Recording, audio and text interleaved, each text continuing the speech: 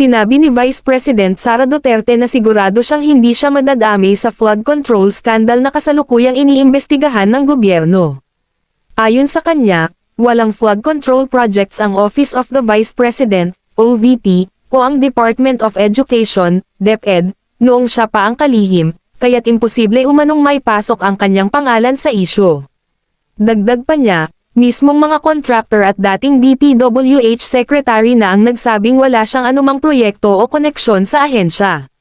Binatikos din ni Duterte ang pahayag ni President Ferdinand Marcos Jr. na hindi aabot sa Malacanang ang iskandalo, sabay tanong kung bakit tila sigurado raw ang Pangulo sa resulta ng investigasyon.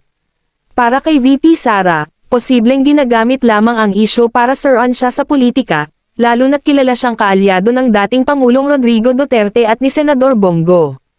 Habang nagpapatuloy ang investigasyon sa umano'y anomalya sa mga flood control projects ng DPWH, naninindigan si Duterte na wala siyang kinalaman dito. Giit niya, malinaw na walang flood control funds o projects na dumaan sa kanyang opisina, kaya't confident siyang hindi siya madadamay sa kontrobersya.